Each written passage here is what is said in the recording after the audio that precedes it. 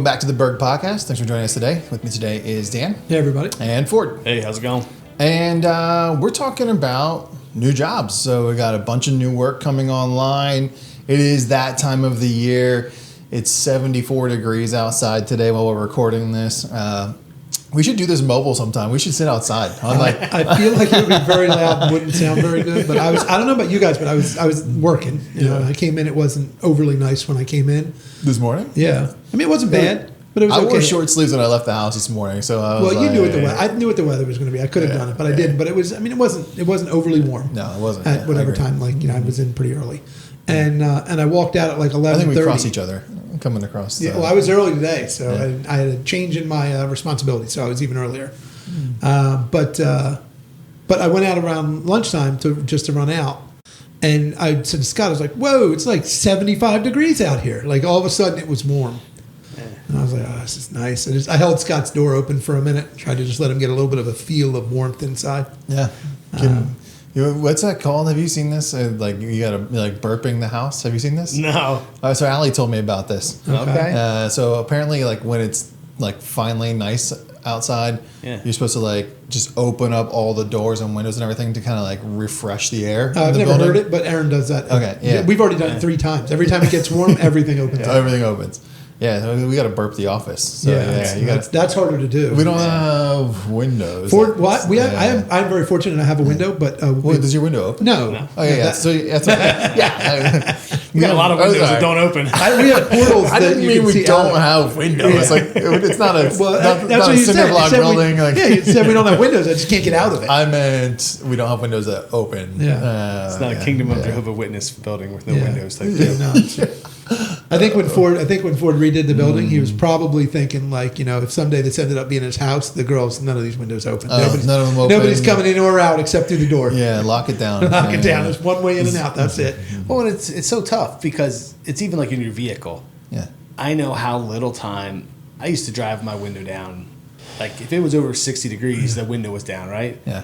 And the same thing, like you're at your office, you open up your window, and you're working on some paperwork, and all of a sudden, the breeze blows. Stuff starts blowing around. Stuff starts blowing around, and you're like, this is a pain in the butt, so I close them back up, or something like that. Yeah. Or the other option is I leave them open, and then it rains through because I get a short burst of rain. Yeah. But it's the same thing with a vehicle. It's like, all right, I open the window, and then a call comes through or something happens. The phone just ruined cars. That's I used to my one arm was more tan because I had my arm out the window all the time. That's how I drove. I try to leave the sunroof open sometimes. Yeah. But the microphone is next to the sunroof. So if you're talking to somebody, not going to happen. Not going to work. No, it's literally you answer the phone all right, hold on 10 seconds. I got to shut everything down. And I also don't remember this. Maybe the cars weren't as aerodynamic. But as kids, we were allowed to open the back windows. Mm. The back windows, if you open them now, it is wicked. That vibration. Yes. I was going to say, those the air slap, whatever that is. Yeah. It is brutal. Noises aggravate me. And it's the other night, the girls were like, put the windows down. I'm like, did it for 2 seconds. Why? I'm like, because I can't tolerate this warble noise that's happening. You got to crack the front ones and the back ones. Let the air. Yeah, I know. It's a whole process. Yeah. So you know what happened? We're not on jobs at all. You know what happened the other day, Ford, was I was driving the F-150. And it's been a while since I drove a pickup, right? I've had Yukons now for a while. And I was driving, and we had to move something just close from, within Kimberton to my house. And we moved it. And the moving blanket was still in the back, and I had all the windows open because it was nice out, and the little back slide window open. Mm-hmm. And all of a sudden, I got up to 45. The blanket started blowing around. I was like, Charlotte, grab the blanket. She pulled it through the back window. I was like, I completely forgot that stuff blows around the bed, because it's just been so long since I had to worry about it. Yeah. And I was quickly reminded that you cannot just leave stuff in the back of the bed, otherwise tornado spins out of the back. In the old days, you finish up a job, you got to get some straw bales to cover the dirt or whatever, and then you pull out on the road, and it's this whirlwind straight into the truck. Just the leftover. You're I remember one time someone's like, why didn't you pull out there? There's enough space. No, we need enough space, and there's no cars on either side, because when we pull out here, we're going to leave a trail of straw behind us for at least a half a mile. Well, if you have the little slide window open, it's a vacuum. It sucks it straight into right back taste in. it. Yeah. Yeah. Oh yeah. So, but this is stuff the guys have to deal with every single day, with their trucks and everything else. But we have a bunch of work right now. We're bidding a lot of stuff very effectively towards the end of the bidding cycle here in terms of, the last, just get it home, numbers in and just get the jobs locked in. But we have a bunch of jobs we've signed now and the guys are ready to go. I'm looking forward to, this April, May window where I think we really all of a sudden you're going to see us back to full bore running like we used to run, all the equipment running, everything we always talk about and get back to doing what we do. And I like the mix of work. The mix of work is back to what we do. I was having a conversation today with one of the GCs and he wanted us to own something. And I was like, yeah, I'm just not going to own that. I said, I'll get a price for you and I will connect you with the person, but I am not owning that. I was like, because it's just, I don't want to do that to the team anymore. Sure. What I mean? Like we don't need to do things we don't do. Some things we have to own, right? Like we're generally going to still have to own the flat work or the paving. But when you start getting to walls and stuff, there's really no reason for it if I'm not involved. If you're pouring walls, you pour them. So we're working through that sort of stuff, but trying to get the final details. So we're excited about the work we got coming. So I have a question about that because before we would always identify how the economy was doing by how the GCs were doing that kind of stuff, right? So like when it was busy, they didn't have enough team. So they were like, okay, take on landscaping and basically everything, right? Mm-hmm. And then when times got tough, they didn't want you to have any more. They were trying to make up all that space. So they're like, okay, we're going to pull the paving out. We're going to pull this piece out. And it kind of went back and forth. But I wonder now, because of the workforce issues, if they're just constant, it's now just become a thing. Because like if you're in other parts of the country, there's people that just do utilities, right? I mean, like here, there's utility contractors, but they're mostly just working for utility companies right? or something like that. But in other parts of the country, there's guys that'll just go in and just do utilities on a site project, and that's not how it is here. Here, it's more of a a la carte menu, and I wonder if it changes based on like if a team doesn't have a lot of capacity, they're like, oh, we'll just one person, they'll handle all this other things. The other thing I think it is for it is honestly is convenience for them in both ways. So two different ways. First, convenience because it's more convenient; they don't have to touch it. But second, convenient because if you're doing like a segmented block wall, like everybody knows there's 5 or 10 really solid contractors. You call all of them, they'll all price it. Somebody will have availability to do it. But you start to get into more some of the specific of like these poured walls that people are doing. There aren't as many people that want to do them. There's not as much perceived margin there. So guys that do concrete work but don't do that, they don't like the exposure. So it's hard to get numbers. So what I've found with some of this stuff is we have trouble getting numbers, and we built some relationships so we can get the numbers, but the GC may not have that relationship because they don't do that work enough. Mm-hmm. So that's one of the things I've noticed. But definitely when you see the market slow as a whole, the GCs claw back everything, and they want to own paving and flat work and pads and fencing and rail and landscape. Yeah, I wonder if that's too because like we don't put enough margin. Because I'm guessing, like if there's a job out there, right, that like 4 GCs are on, that solicitation for that job is going. Everyone's seen it somewhere, right? And it's like they're just checking to see like, oh, this guy's only going to put 1% on the top, then I don't need to deal with it. Versus like, in the old days you put 5 or 10 or whatever the percentage markup on for having to deal with that. And then like, no, we'll run it for that. But if someone's going to just pass it through, then they can kind of do it that way. Yeah, I'm sure that factors in. GC has their own way of doing things depending on how they want to operate. Because the other part is too, it depends on what GCs, whoever their superintendent on the job is going to be, what their comfort level is. Because we've dealt with site supers that are like ex-framers. So they might know the inside of the building really well, but they don't have a lot of experience on the outside. And then we've dealt with other supers that have enough outside experience that like they're not going to do it themselves, but they at least can understand it better. So maybe those are going to kind of break it apart. Who knows what the philosophy behind it is. Yeah. And the other thing for it is job type, what's out there. It's, it's been varied what we've seen, but the one thing that's been consistent right now is, special projects, Scott and Lindsay and Anthony, they're really cruising along with a lot of good work that we like, looking at winning. So that's been refreshing because it's, that goes back to the work we started with. So we know we do that well. Yeah. It's really neat to see like some new clients in that world. Not new. That's one thing, like, there for a while. I remember we were doing like houses for people and like they were a painter. The one guy's a drywall guy and like did a couple house flips on the side. So like you're getting paid to do your work by like drywallease.com or whatever the heck it is. And you're like, what? But now it's like these are like legitimate builders that are Yeah, like we've worked doing heavy ourselves to really, projects. some really great builders right now. Yeah, some good relationships, right? Yeah. I mean, I saw one of them. We're over 100 now. Well, we talked about it. We're well over 100 now. We're a few jobs over 100, but we had to actually change our numbering system because we never accounted for the idea that we would do more than 100 jobs for the same client. Didn't they have to put the extra number in there, sequencing it, huh? Yeah. So now sequencing, when we were adding jobs to the system, we had to change the numbering system just for that client. And we're glad to, by all means. But we would be more than happy to develop a new numbering system. Yeah, we'd be more than happy to do more than 100 jobs for all of our good clients. Yeah. But, I mean, that's something when you think about it, to have in this business, to have done 100 projects for somebody and they still want to talk to you and interact with you and have you do the work, it really speaks to your team. Yeah. Because stuff goes wrong. You know what I mean? You don't know. We always talk about it. If you tell me to estimate, an electrical plan in a house, I could tell you exactly how many wire nuts you're going to need. Right. Yeah. You tell me to move the soil, even if there's some borings, I'm not 100% sure what's in the ground. And even if I was sure, and everything went exactly as the plan, what if it rains?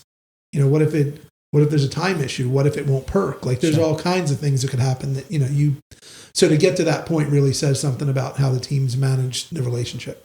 Yeah, I totally agree. Yeah.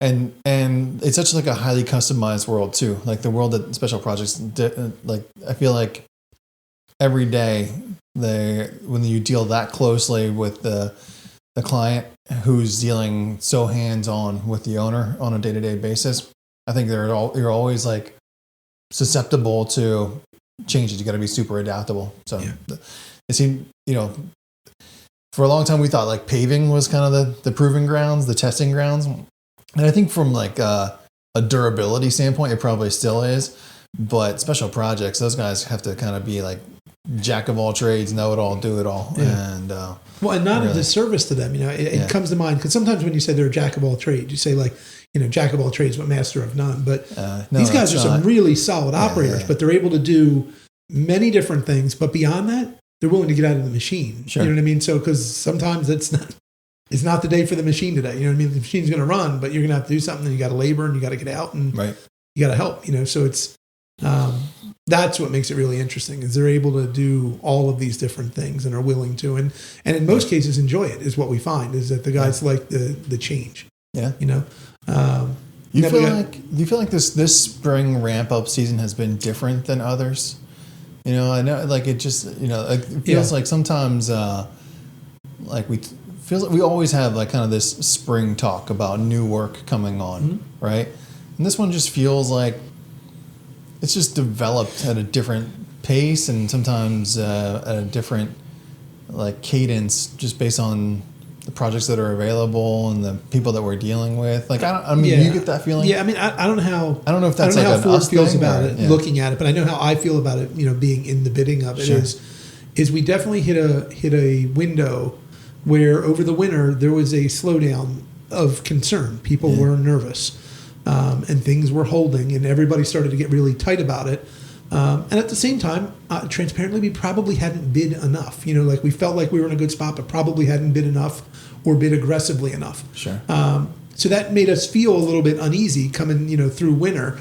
And then we had an actual winter, where it really did snow a few times and we had to deal with it. So it distracted us. Then all of a sudden we had to snap back out of it and say guys, the weather broke, it got warm. And everybody wanted us to go. Yeah. But we looked at the runway and just transparently, we hadn't built ourselves enough of a runway to feel comfortable. Now, and I want to be really careful with the guys when I say it, because I'm not saying you don't have enough runway, but the runway that an operator wants is shorter than the runway a superintendent needs, and shorter than a project manager. And versus when you get to Scott and I with the estimating, the runway I need is not measured in weeks or even months. You know what I mean? It's I need to measure it almost in a year. I want to be, in a perfect world, I want to have a runway for 12 to 18 months that I know we're okay. We have plenty of work there. And that's what started to happen was I started to look at that runway and say, we need to really buckle down now and focus on bidding, you know what I mean? And on focus on that. And as soon as we did, it felt the same. So I don't know if it was truly different or if our mindset wasn't quite where it needed to be early enough, in the late fall or winter to be able to set us up. But The only reason I take a little bit of the pressure off of Dylan and I with that is because a couple of the jobs that we've since like gotten to the finish line or very close to the finish line, we've been bidding for 2 or 3 years. Oh yeah. You know what I mean? So you can't just throw in a job with an 18-month job doesn't show up and you bid it in a week and they award it and you're on the ground in 6 weeks. Right. No. It's just it takes a long They tell you time. that. Long They try and tell you that. but that's They're not telling the me that reality. currently. Currently, I think I should have. There's 2 jobs that I supposedly should have started. You know what I mean? 2 weeks ago. Yeah. And that's why we talk amongst the group as a group. Yeah. That's why we don't talk about it. Like I say until the contract's signed, but we've adjusted that now too until like iron is going to be on the ground when we have a mobilization plan. Yeah. Well, When we're putting in the PA1 call, then it's starting to be real. Now it's time to be real. And I think that is part of what you feel on your side. For sure. You just hear like, oh, Brian, I got this job. And then the next week, how's it going? I got this job. And it's the same job as last week. Right. But for me, I'm still actively, it's odd to say that I have it and I'm still getting it, but that is what it is. Like, Sure. we've had every conversation. We've done everything we needed to in terms of operationally, contractually, and to some degree, we've worked through the contract terms itself. But I have nothing that on paper that says I have the job, and certainly nothing in the books. In terms of billing. Yeah. That's fair. Yeah, and I think from a client standpoint, though, like that's sort of more where I was leaning. Like I feel like everything you sort of just described is pretty normal. Like constantly bidding, constantly budgeting, constantly repricing, constantly waiting for the contract, all of those things. It just felt like for me, I don't know, and just maybe just being part of new conversations or different conversations than I've been in the past. Like it just felt like even on the client side, even when like they thought that they were happy, they still weren't like happy or ready, right? Like and that's not totally unusual. Just everything sort of felt like everyone was making up their mind. Yeah, slow play. Everything is a slow play, right? Yeah, and that just felt until it's not a little different than other times in the past. So maybe that's just a volume. I think game the too. other part too was that there for a while, which got us into some trouble. We were starting stuff too soon. We'll be getting the contract. Go ahead and get started, and we've kind of reconditioned that because of it just puts us in a bad GC spot. says or owner says. It says you're fine. It's good. Let's get the ENS in. Let's go ahead and So work starting, revenue starting, all that kind of stuff, but it's really not. And then all of a sudden you get to a spot where you're in a bad spot because you've already put this much into it, and then they kind of. So it's better to get the documentation done ahead of time, not afterwards. And I still remember, I think it was a couple years ago, we were doing paving, and there's always that weird. If you can get a job locked in real early, it's cool. And then there's that real heavy period where you're really competing because everybody's looking at the same stuff. Mm-hmm.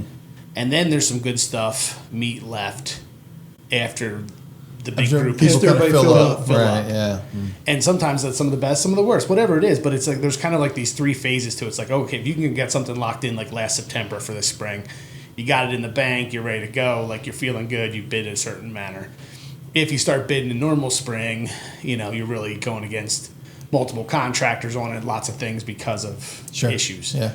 And then they get filled up, and then all of a sudden there's a new wave that comes out, the last wave, and there's some good stuff in there. You got to weed through it, but there's good stuff in there, but it's just a different – you're not competing against as many people because certain people already have filled their backlog for a certain amount of time. But it also is – a strain because you're we're supposed to be rolling next month. What's the deal? Mm-hmm. And so it's literally a poker game of sorts of okay. So the cool part is if you can get a little bit of a bite out of all 3 of those, that's really the nice flow. Right. But sometimes it doesn't work that way, and so you're kind of grabbing it at a different point. For sure. And March kind of feels like it's always one of those weird months. We could be still getting snow, you know? So just because it's been relatively dry and we've had a few nice days, everyone's kind of let's go. And, it doesn't quite work as cleanly on the calendar that way. So no, another thing is that truthfully, to Ford's point, we've changed, right? Mm-hmm. In other words, our pre-contract process, it's not just we won't start the jobs. Brian did a lot of work on a tool that we have that helps us with the contracts. And the days of me like just pure redlining a contract or forward redlining a contract, those days are behind us. Sure.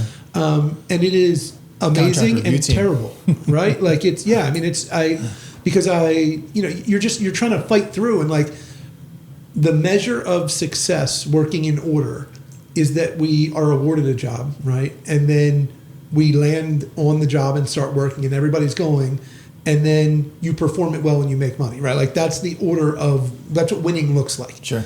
And you can work backwards. You could have 2/3 of the win and lose.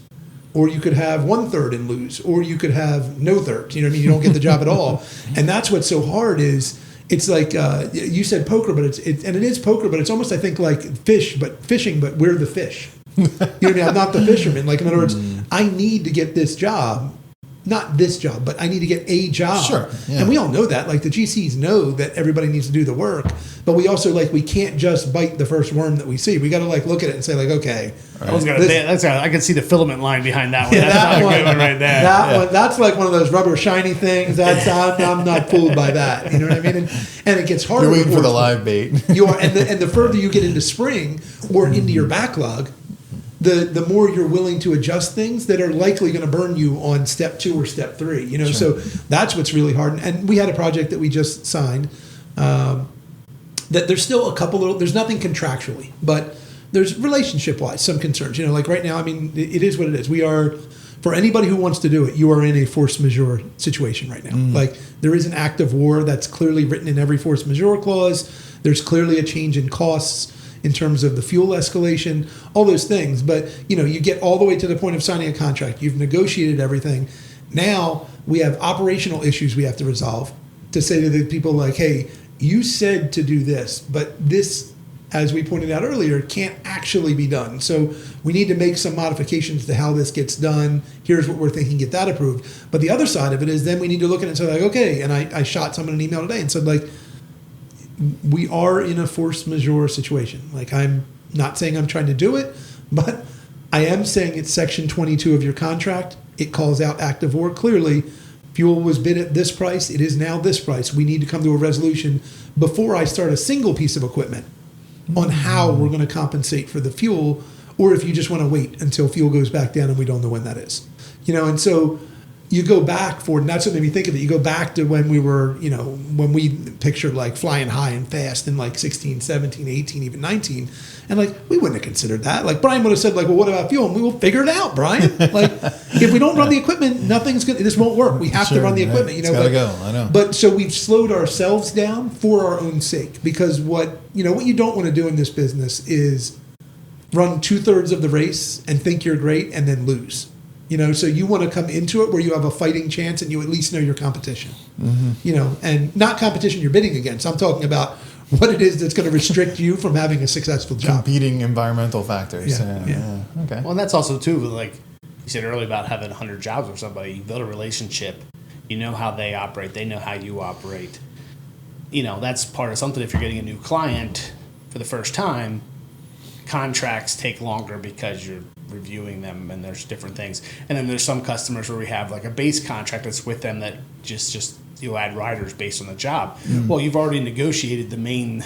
It makes it the easier. meat of it, the bulk of the terms. Bulk of the terms. So now you're just tweaking it to job specific terms, which makes it easier because you're not having to start from ground zero again. They might send you the whole contract again, but you know that you already have made these adjustments in the past, and so you should be able to get to that same point of working point for people. Ford, you know, the thing is, all those nasty terms that are in the contract, they don't matter unless something goes wrong. Right. And we're in construction. They tell me that all the time. It doesn't matter. It doesn't matter unless something really goes wrong. Well, nothing's going to go wrong. If it doesn't matter, then just go ahead and strike it for us. Why are you opposed to getting rid of it? Yeah, I agree. It's not even a problem. Let's just get rid of it. Let's just get rid of it.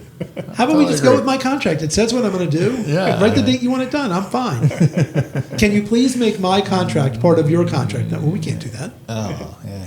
Oh, and our contract is part of a contract that you've never seen and we won't show you. It will go back to the prime contract, and then there's 3 other contracts. There are many days I still enjoy bidding. You know what I mean? I love get what I that do. ESQ after your name sooner or later, right? Right, but there are days when, man, I would rather I look out the window, you know, and like go jump in the Spencer machine. and one of the guys is out there and they're greasy and dirty and it's hot but I'm like, man, I'd just rather be out there today. Like I just can't do that. Today's not my day. Like this is going nowhere. I'm arguing about something that will likely not happen and has not happened.